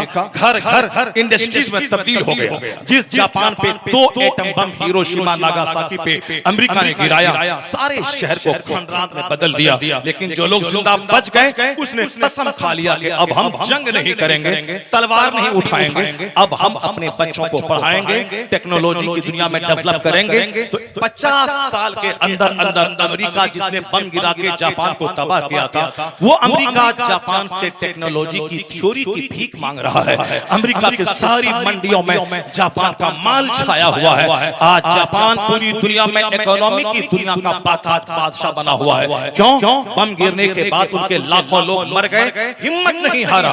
उसने इल्म का सहारा लिया, सनअत और हिरफत का सहारा लिया, टेक्नोलॉजी का सहारा लिया। अमेरिका जो एटम बम गिरा के जापान को हरा नहीं सका, जापान टेक्नोलॉजी की दुनिया में डेवलप करके अमेरिका को हरा डाला। इसलिए मैं हिंदुस्तान के लोगों से कहता हूं, अपने बच्चों को झोला छाप आप नेता मत बनाए, वरना कुछ किसी काबिल नहीं रहेगा तो फिर ये किसी मुखिया का झोला ढोएगा, किसी सरपंच के दरवाजे पे बैठेगा, किसी परिषद जिला पार्षद के सब्जी ला के देगा, उसके अब सफेद कपड़ा, सफेद कुर्ता, सफेद जूता पहन के उसके आप पीछे पीछे घूमेगा, दलाली करेगा थानेदार की, मुखबिरी करेगा पुलिस वालों की। इतना घटिया काम मत करवाओ। बल्कि एक कौम मुस्लिम, जब हिंदुस्तान में पॉलिटिकल तौर पर आपका माहौल साजगार नहीं है तो आप अपने बच्चों को जलील होने के लिए किसी मुखिया के दरवाजे पे झोला ढोने के लिए मत भेजो। अपने अपने जमीन बेचकर, मकान बेचकर, प्रॉपर्टी बेचकर अपने बच्चों को पढ़ाओ। अगर तेरा बच्चा डीएम बन गया तो प्रधानमंत्री 5 साल के बाद हारेंगे, गुजरात जाएंगे। पर आपका बेटा अगर डीएम बन गया तो एक डिस्ट्रिक्ट का मालिक 65 साल तक वो रहेगा, जब तक कि वो रिटायर न कर जाए। इसलिए अपने बच्चों को प्रोबेशनरी ऑफिसर बनाइए, आईएएस ऑफिसर बनाइए, अपने बच्चों को आईपीएस बनाइए, आईएएस बनाइए, जमीन बेच दीजिए मगर बच्चों को पढ़ाइए, प्रोफेसर बनाइए, उसको हर डिपार्ट में भेजिए, नेवी और आर्मी में भेजिए, बच्चे को पढ़ाइए, आप खूब पढ़ाइए, जमीन मकान बेच के पढ़ाइए। अभी माहौल साजगार है, वो बम फोड़ रहा है, वो दीवार नोच रहा है, वो हमारे जानवर चराने वाले बेचने वाले को खदेड़ के मार रहा है, यानी उनका बच्चा गोंडा बन रहा है, उनका बच्चा लुच्चा बन रहा है, उनका बच्चा डकैत बन रहा है। अब यही मौका है, तुम अपने बच्चों को पढ़ाओ, आईएएस बनाओ, आईपीएस बनाओ, ब्लॉक डेवलपमेंट ऑफिसर बनाओ, आलिम भी बनाओ, आईएएस भी बनाओ, आलिम भी बनाओ, उसे बैंक ऑफिसर भी बनाओ। जिस दिन तेरे पास डिग्रियां आएंगी, सलाहियत आएगी, बैंक तुम्हारा होगा, ब्लॉक तुम्हारा होगा, डिस्ट्रिक्ट तुम्हारा होगा, हिंदुस्तान तुम्हारा होगा। उस वक्त ये राजनीति करने वाले लोग तेरा तलवा चाटेंगे। इल्म का जादू सबके सर चढ़ के बोलता है, इल्म रहेगा, हुकूमत तेरी होगी, सल्तनत तेरे हाथ में होगी। वाह वाह वाह वाह, माशाअल्लाह। छोटा सा घर बना लेना कमाल नहीं है, छोटी सी आल्टो K10 खरीद लेना कमाल नहीं है। आजकल तो मुर्दा चलाने वाला भी 50 लाख की फॉर्च्यूनर पे चल रहा है, इसलिए फॉर्च्यूनर खरीदना कमाल नहीं है, इनोवा क्रिस्टा खरीदना कमाल नहीं है, 50 करोड़ की बिल्डिंग बना लेना गिरिडीह में कमाल नहीं है। अपने बच्चों को आईएएस बना देना ये कमाल की बात है, आईपीएस बना देना ये कमाल की बात है, प्रोबेशनरी ऑफिसर बना देना ये कमाल की बात है, कॉलेज का लेक्चरर बना देना ये कमाल की बात है। अपने बच्चों को इल्म में थमा दे, पूरी दुनिया का हाकिम वही बनेगा जो साहिब इल्म होगा, जो साहिब इक़्तिदार होगा, जो साहिब फ़हम व दानिश होगा। हमारा बच्चा कुछ नहीं जानता है तो दूसरों का झोला ढोता है, तलवा चाटता है, जी हुजूरी करता है, दरवाजे पे झाड़ू लगाता है, तब वो शराब पिला पिला के वोट अपने हक में लेता है। मुझको प्रधान बना दीजिए। जब रमेश भी शराब पी के वोट मांगता है और अब्दुल्ला भी शराब पिला के वोट मांगता है, फिर दोनों में क्या फर्क होगा? या दोनों में से कोई भी मुखिया बनेगा जो शराब पिला पिला के वोट लिया है, वो तो इंदिरावास का पैसा खाएगा, वो तो गरीबों का खून जोश के खाएगा, वो तो साहब गरीबों का पैसा लूट लूट के खाएगा। अपने बच्चों को लुटेरा मत बनाओ, स्कूल का टीचर बनाओ, बच्चों को दारोगा बनाओ, बच्चों को बैंक ऑफिसर बनाओ, 12 घंटे स्कूल में पढ़ाओ ताकि दुनिया का इल्म मिले, और आधा घंटा मदरसे में भेज दो ताकि इश्क रसूल की दौलत मिले। तेरा बच्चा डीएम बनने के बाद काफिर नहीं बने, बल्कि डीएम की कुर्सी पर जब बैठे तो फिर तेरा बच्चा इसी आधा घंटा आलिम के पास पढ़ने के बाद इतना सीना रोशन हो कि आने वाला कोई आए उसके सामने मोहम्मद मुस्तफा की बात करे, कुरान की बात करे, इस्लाम की बात करे। सिर्फ मदरसा ही नहीं, डीएम का दफ्तर भी इस्लाम की तबलीग का मरकज बन जाएगा। उसके लिए जरूरी है कि 5 घंटे बच्चे स्कूल में पढ़े और सिर्फ आधा घंटा अपने बच्चों को आलिम दीन के पास भेज दीजिए। यहाँ आके वह इश्क रसूल सीखें, यहाँ वह कुरान पाक सीखें, और जब इल्म सीख लेंगे, इश्क सीख लेंगे, तो जो बंदर के सामने हाथ जोड़ के खड़ा है वो हुकूमत नहीं करेगा। जो छुछंदर के सामने भीख मांगता है वो हुकूमत नहीं करेगा। जो किसी सांप को कहता है यू आर माई गॉड, वह हुकूमत नहीं करेगा। बल्कि जो चांद पे जाता हो, जो सूरज पे रिसर्च करता हो, जो समंदर की गहराई में गोता लगाकर इल्म के मोती निकालता हो, वो राज करेगा। बंदर को खुदा कहने वाला राज नहीं करेगा। जो कायनात का खालिक है, उस खुदा की इबादत करने वाला वही दुनिया में राज करेगा, सल्तनत करेगा। इस्लाम को कोई खतरा नहीं है। खतरा बदअमल और बेअमल मुसलमानों को है। जब आज दुनिया जानती है कि इल्म ताकत का नाम है, किसने कहा इल्म ताकत का नाम है? किसी ने नहीं कहा। सबसे पहले मुस्तफा जान रहमत अल इल्म नूर, इल्म रोशनी है। अल इल्म कुव्वतुन, इल्म ताकत है। तो जिस दिन ये सारे अंधभक्त या जान जाएंगे कि हिंदुस्तान में एक स्कूल नहीं था, एक कॉलेज नहीं था, एक यूनिवर्सिटी नहीं थी, मगर 1500 साल पहले मदीने के ताजदार ने कहा इल्म ताकत का नाम है। अमीर भी पढ़े, गरीब भी पढ़े, फकीर भी पढ़े, देहाती भी पढ़े, शहरी भी पढ़े, सब पढ़े, मर्द भी पढ़े, औरत भी पढ़े, सब पढ़े। इल्म ताकत का नाम है। जिस दिन ये जान जाएंगे कि सबसे पहले इल्म को ताकत मुस्तफा ने कहा है, ये तमाम कॉलेजेस, तमाम स्कूल, ये सब मुस्तफा के उस नारे के बाद सब खुले हैं। तो जब ये दिल में बात बैठ जाएगी, असल में मोहसिन मुस्तफा है, जिसने जहालत के अंधेरे से निकालकर इल्म के उजाले में दुनिया को रख लाया है। उसी मोहसिन का कलमा पढ़ा जाए, उस वक्त किसी चोर के सामने दुनिया हाथ नहीं झुकाएगी। मुस्तफा के कदमों में जाकर खुदाए वाहिद की परस्त करने लगेगी। उस दिन जिस दिन जमीन जगेगा। अभी तो अंधभक्त बने हैं लोग,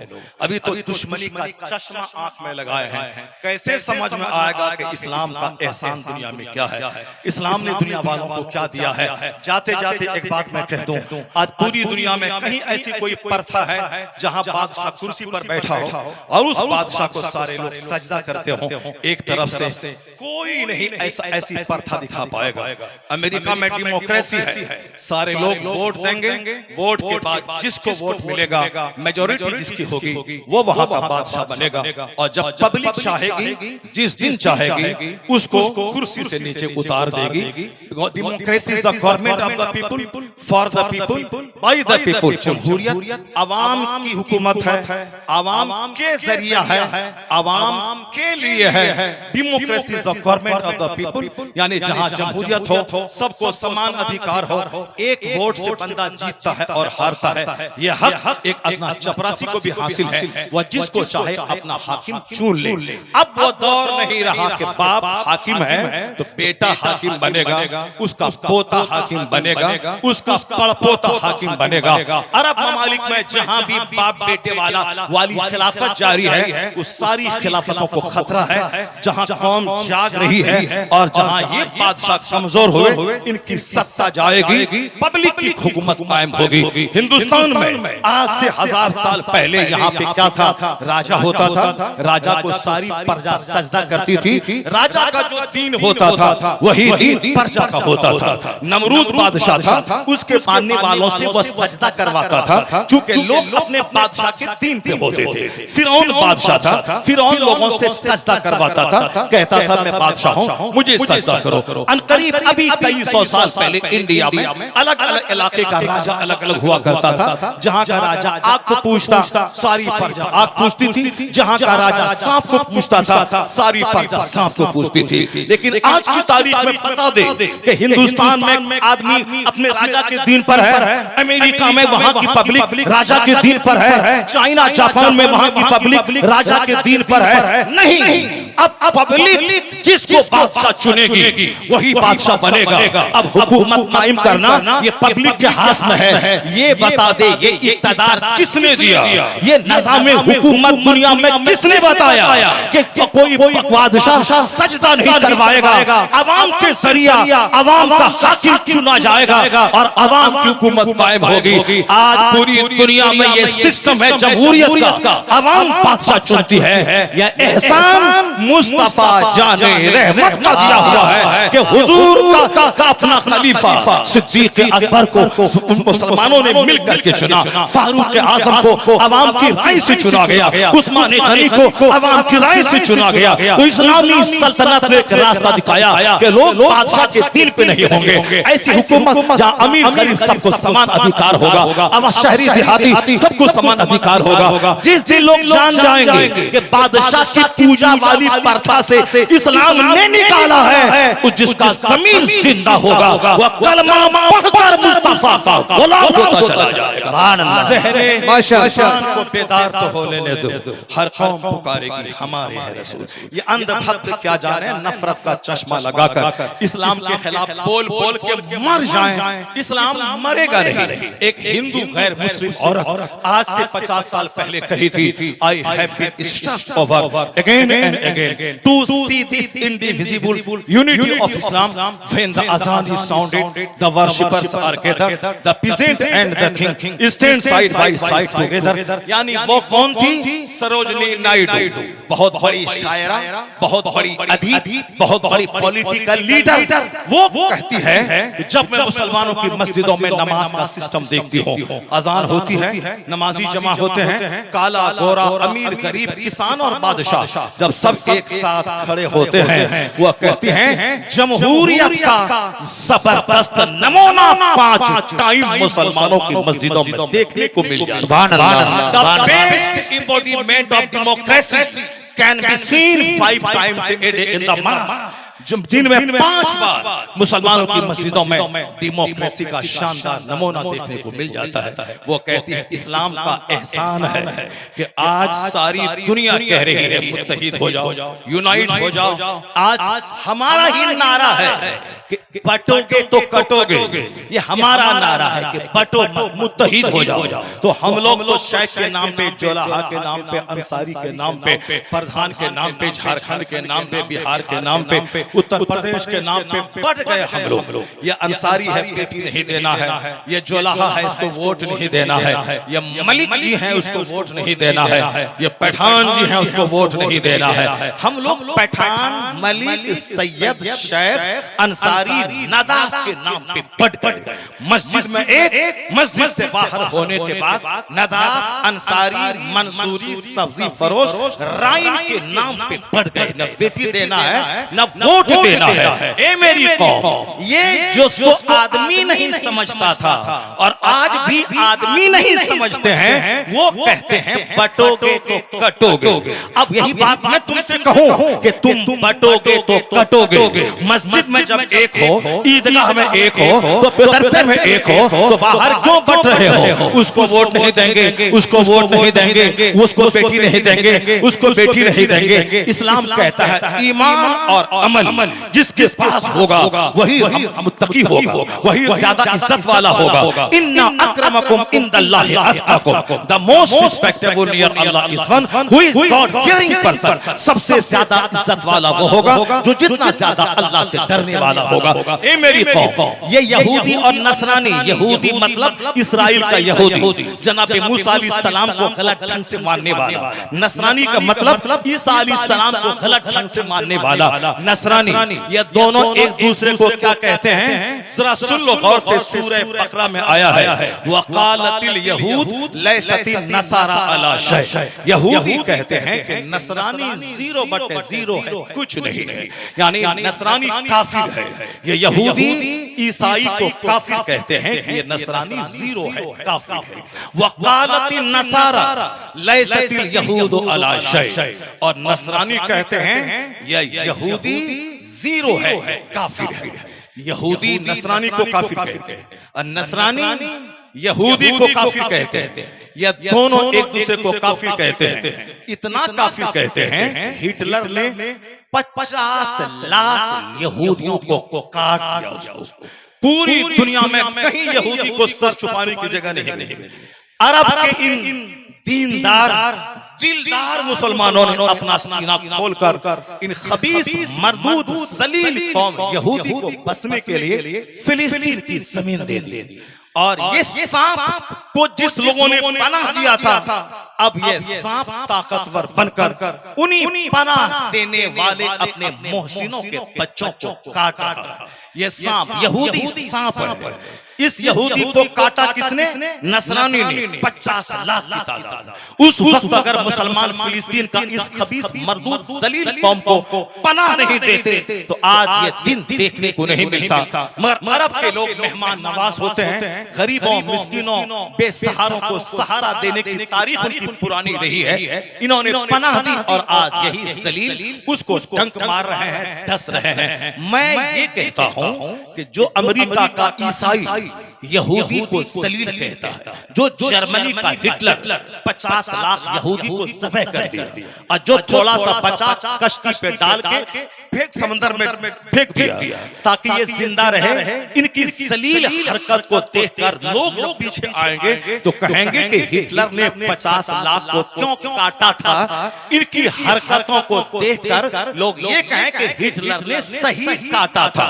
तो आज जो कुछ फिलिस्तीन में ये यहूदी कर रहे हैं, अब लग रहा है कि हिटलर ने जो काटा था वो सही किया था। इस मुट्ठी भर को भी क्यों कश्ती में छोड़ के समंदर में डाल दिया? इसे भी काट देना था ताकि फिलिस्तीन के मुसलमानों को सुकून और चैन मिल गया होता। ये तो अलग बात है, मगर मैं जो कहना चाहता हूं वो ये कहना चाहता हूं, यहूदी या नसरानी को काफिर कहने वाला, नसरानी यहूदी को काफिर कहने वाला, यह दोनों एक हो गए, दोनों गले गले मिल गए। यानी इस्राइल का यहूदी, अमेरिका का नसरानी, आ जाओ मुसलमानों को मिटा दो, उसको खा जाओ। हुजूर ने कहा था 1400 साल पहले, अबू दाऊद शरीफ की हदीस, हज़रत सौबान इस हदीस से पाक के रावी फरमाते हैं, आका अलैहिस्सलाम के एक ज़माना ऐसा आएगा कि दुनिया की सारी कौमें एक दूसरे को आवाज देंगी कि आओ और मुसलमानों को खा जाओ। जैसे दस्तरखान बिछाने के बाद आवाज लगाई जाती है कि आओ खाने वाले आओ खाना खाओ, चारों तरफ से लोग दस्तरखान पे टूट जाते हैं और खूब खाने में लग जाते हैं। उसी तरह आखिर जमाने में सारी कौमें एक दूसरे को आवाज देंगी कि आओ मुसलमानों को खा जाओ। हुजूर ने कहा कि या रसूल अल्लाह, क्या हम लोग उस जमाने में कम होंगे क्या कि लोग हमको खा जाएंगे? आका ने कहा ला ला, नहीं तुम कम नहीं होगे, तुम्हारी तादाद तो इतनी ज्यादा होगी कि तुम कसीर तादाद में दुनिया में होगे, लेकिन तुम्हारी इज्जत इतनी कम हो जाएगी, तुम्हारी हैसियत सैलाब के जमाने में पानी के ऊपर में बहने वाली घास के बराबर हो जाएगी। इतने तुम हल्के हो जाओगे कि पानी पे बहने वाले बेसहारा घास की तरह तुम रहोगे, कोई वजन तेरा दुनिया में नहीं रहेगा। कहा गया सरकार क्यों ऐसा होगा कि हम बेवजन हो जाएंगे करोड़ों की तादाद में रहने के बाद? कहा एक बीमारी तेरे अंदर पैदा हो जाएगी जिसकी वजह से तुम दुनिया में जलील हो जाओगे और सारी कौमें तुझको खाने के लिए एक दूसरे को आवाज देंगी। जैसे ये खबीस मरदूद फ्रांस वाला, ब्रिटेन वाला, अमेरिका वाला सब बोलता, कोई बोलता गाजा वाले को मिस्र भेज दो, कोई बोलता यहाँ के लोगों को जॉर्डन भेज दो, कोई बोलता सऊदी अरब में जमीन बहुत लंबी चौड़ी है इसको वहां भेज दिया जाए, जमीन इसकी इसी मिट्टी से ये लोग पैदा हुए। मगर आज कोई इसको फुटबॉल की तरह वहां भेजने का मशवरा दे रहा है, कोई वहां भेजने का मशवरा दे रहा है, कोई लीबिया भेजने का मशवरा दे रहा है। हमारी जमीन हमें हटा के वहां रवेरा बनाने का, वहां साफ टूरिस्ट प्लेस बनाने का प्लान बनाया जा रहा है। हुजूर ने 1400 साल पहले कहा था उस जमाने में सारी कौमें तुझ पर टूट पड़ेंगी। क्यों? एक बीमारी तेरे अंदर पैदा होगी जो तेरी हैबत जो काफिरों के दिल पे है उस हैबत को मिटा डालेगी। वो हैबत कौन सी है? वो बीमारी कौन सी है? वो बीमारी है हुब्बुद दुनिया व कराहियतुल मौत, यानी दुनिया की मोहब्बत, मकान, दुकान, गाड़ी, छकड़ा, साफ फॉल से सीलिंग, इलेक्ट्रिकल काम, granite, marble, tile, tiles, mosaic, sofa, गद्दा, फर्नीचर, लाइटिंग का मुकाबला, बुलेट का मुकाबला, कार का मुकाबला, चाहे मस्जिद बर्बाद हो, चाहे फिलिस्तीन बर्बाद हो, चाहे गाज़ा बर्बाद हो, हमको अपना फॉल्स सीलिंग चाहिए, हमको गाड़ी चाहिए, चाहे नमाज छूटे, रोजा छूटे, हज छूटे, कुर्बानी छूटे, चाहे अखलाक व आदाब छूटे, शादी में 100 गाड़ी जाएगी, चूंकि काफिर की बारात 100 स्कॉर्पियो गई है, मेरी भी बारात जाएगी, इस काफिर 10,000 आदमी को वलीमा खिलाएंगे, नाम नमूद शानो शौकत, दुनिया दुनिया दुनिया। नारे तकबीर, नारे शहजादे वक़ार मिल्लत जबरदस्त खतीब अहले सुन्नत की आमद हो गई। अब बस 5 मिनट आपका टाइम में ले रहा हूं, जरा गौर से सुनिएगा। मैं ये कहता हूं कि जो कुछ हुजूर ने कहा था कि मैं कमजोर हो जाऊंगा, दुनिया की मोहब्बत, मौत से नफरत, यानी जिहाद से नफरत, मरने से नफरत, बाल बच्चों को मदरसे में नहीं पढ़ाएं वरना ये मौलवी साहब बन जाएगा, ये दाढ़ी रखेगा, कोई इसको बेटी नहीं देगा, मकान नहीं बना पाएगा, ये 20,000 महीना कमाएगा, 20 लाख नहीं कमा पाएगा, चलो हटाओ, मरने के बाद जो होगा देखा जाएगा, और अभी उसको माल चाहिए, अभी मकान चाहिए। हुब्बुद दुनिया व कराहियतुल मौत, यानी दुनिया की मोहब्बत और मौत को नापसंद करना, ये बात कमजोरी मुसलमान के अंदर पैदा हो जाएगी, जिसकी वजह से दुनिया की सारी कौमों के दिल से इसकी हैबत खत्म हो जाएगी। तो अब ये नापाक रहने वाले, महीना महीना भर नहीं नहाने वाले यहूदी, एक दिन में 70 नबियों को ज़बह करने वाले, ये जलील कौम जिसको अल्लाह ने बंदर और सूअर बना दिया था, आज ये मुसलमानों को भगाने की, मिटाने की बात कर रहे हैं, और मदद के तौर पर जिनको काफिर कहते हैं उनका सहारा ले रहे हैं। यहूदी नसरानी आओ इसे खा जाओ, नसरानी कहता आओ हम दोनों भाई भाई मिलकर फिलिस्तीन और अरब को मिटा दें, कभी सद्दाम को मिटा दें, कभी सद्दाम को बाद ईरान को मिटा दें, कभी लीबिया के कर्नल कज़्ज़ाफ़ी को मिटा दें, कभी हुस्न मुबारक को मिटा दें, कभी शिया के नाम पे सुन्नी को मार दें, कभी सुन्नी के नाम पे शियाओं को मार दें, मारे ताकि कोई मुसलमान ताकतवर बन नहीं पाए। ये यहूदी नसरानी काफिर कहने वाले एक हो गए हमें मिटाने के लिए। मैं कहता हूं ए ज़मीर रखने वाले मुसलमान, ए अपना जिंदा दिल रखने वाले मुसलमान, जब ये दोनों काफिर एक हो गए हैं हमको मिटाने के लिए, तो तुम भी तो अब जाग जाओ, अब बेदार हो जाओ कि तुम एक हो गए हो मिटाने के लिए। अब हम कब्रिस्तान की जंग मिटा देंगे, मस्जिद में लड़ाई मिटा देंगे, मदरसे की जंग खत्म कर देंगे, अंसारी चोलाहा और नदाब की जंग मिटा देंगे, इश्क़ रिसालत के नाम पर हम एक हो जाएंगे। जब तुमने ठान लिया है यहूदी नसरानी मिलकर इस्लाम मिटाने के लिए एक हो गए, अब हम सारे मुसलमान एक हो जाएं कुफ्र को मिटाने के लिए। तुमने एक होकर हमको मिटाने की कसम खा ली है, अब हम भी मुत्तहिद होकर इस्लाम बचाने की कसम खा रहे हैं। तुम एक हो गए हो हमको मिटाने के लिए, अब हम भी एक हो जाते हैं इस्लाम बचाने के लिए। क्या मतलब? जो काफिर है, जो मोमिन है, गुस्ताख रसूल है तो है, लेकिन जो आशिक रसूल है, जो मसलक आला हज़रत का मानने वाला है, ये तो बिहार यूपी की जंग छोड़ दे, ये तो गुजरात और महाराष्ट्र और झारखंड और बिहार की जंग छोड़ दे, ये तो शेख अंसारी और पैठान की जंग छोड़ दे, ये तो खानकाह बेलग्राम, खानकाह मसूली, खानकाह किचोछा की जंग छोड़ दे। बता दो यहूदी नसरानी जब एक हो गए मिटाने के लिए, हम तमाम रज़वी, तमाम अशरफी, तमाम चिश्ती, तमाम मुस्तहरवर्दी, तमाम कादरी, तमाम मसूली और मारेरा के मानने वाले बरकाती, हम सब छोटी छोटी बातों को पांव के नीचे दफन कर दें, और हम सब आला हजरत के नाम पर एक हो जाएं, गौस के नाम पे एक हो जाएं, ख्वाजा के नाम पे एक हो जाएं, मोहब्बत मुस्तफा के नाम पे एक हो जाएं। जिस दिन तुम एक हो गए, अमेरिका भी तुम्हारा है, ईरान भी तुम्हारा है, चाइना जापान भी तुम्हारा है, सारी दुनिया तुम्हारी है। जो बटेगा वो बटेगा, जो मुत्तहिद होगा वही सल्तनत करेगा, वही हुकूमत करेगा। अल्लाह तबारक व तआला हमको और आपको सबको छोटी छोटी बातों से ऊपर उठकर मोहब्बत रसूल के नाम पर मुत्तहिद बनने की तौफीक अता फरमाए। सबसे आखिरी बात, जो बात मैंने शुरू जहां से मैंने गुफ्तगू का आगाज किया था, चूंकि मस्जिदें वीरान हैं, इसी माल की वजह से मदरसे के गरीबों के चंद बच्चे पढ़ रहे हैं, हाफिज और आलिम बन रहे हैं। ये बच्चे हाफिज आलिम बनने के बाद अपनी पोछा लगाने वाली माँ को मजदूरी से कैसे छुड़ाए और ईंट ढोने वाले बाप को मजदूरी से कैसे बचाए, इसी कील कांटे दुरुस्त करने में लग जाते हैं। कैसे ये डट के मुकाबला करेगा, जुल्म के खिलाफ बोलेगा, कैसे ये जालिम मुतवल्ली के खिलाफ बोलेगा। नहीं, वो तो झोला ढो के सब्जी लाएगा, क्यों नौकरी मेरी बची रहे ताकि मिट्टी की दीवार हटा के ऊपर में डाल दे, हम पुख्ता डाल दें, पुख्ते की ईंट दीवार डाल दें। तुम अपने बच्चों को मैदान में लाओ, पढ़ाओ। मालदारों, अपने बच्चों को आलिम बनाओ। उसको 10 बीघा जमीन दे दो कि जो जाहिल बच्चा रहेगा उसको 5 बीघा, जो हाफिज आलिम बनेगा उसको 10 बीघा।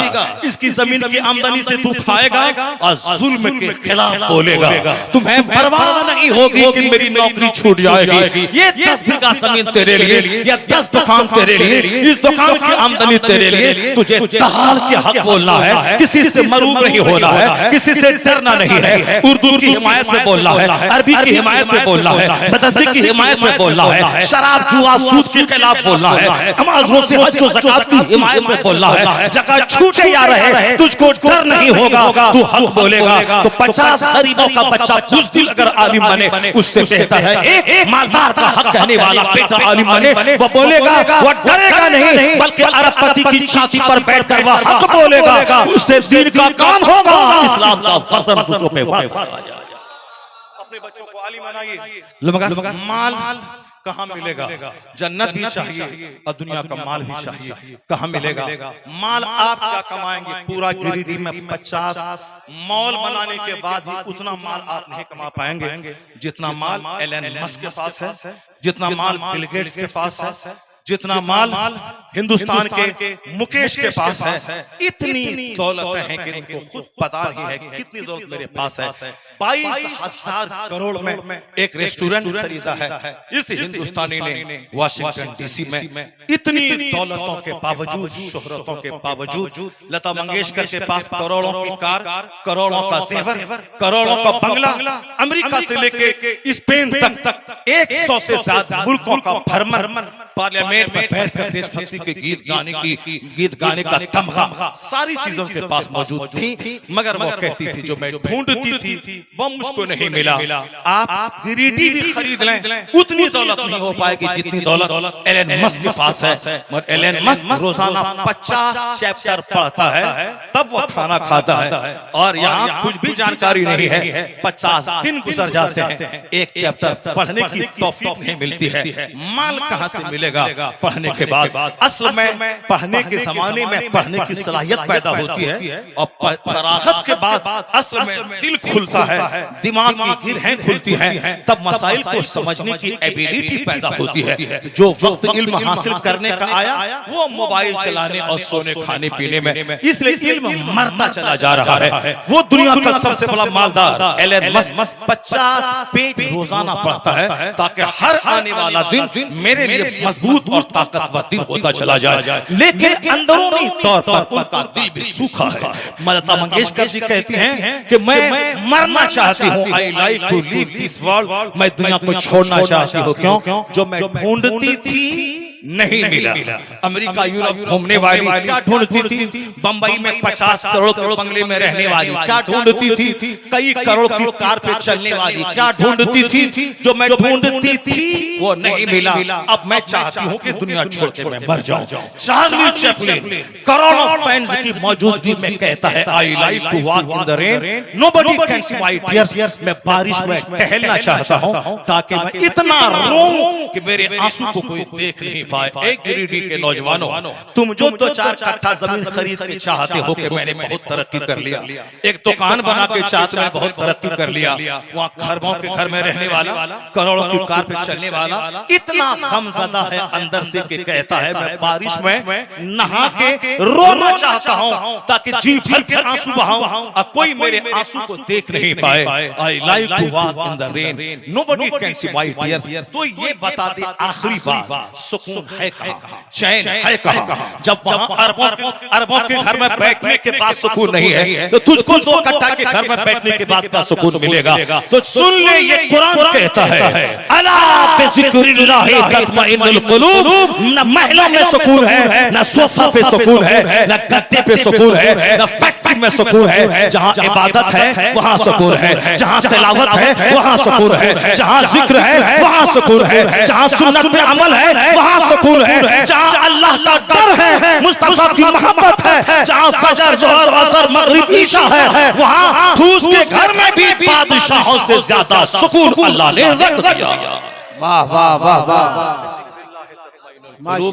जान लो, दिलों को आराम अल्लाह का जिक्र में मिलता है, दिलों को आराम फूस के घर में मिलता है, अगर वहाँ सजदा हो, इबादत हो, तिलावत हो। अल्लाह तबारक व तआला हम सबको इस सच्चाई को जानने की तौफीक अता फरमाए और हमें दुनिया से ज्यादा जन्नत और आखिरत की तैयारी की तौफीक अता फरमाए। आमीन व आखिरु दाअवाना अनिल हम्द। सुभान अल्लाह।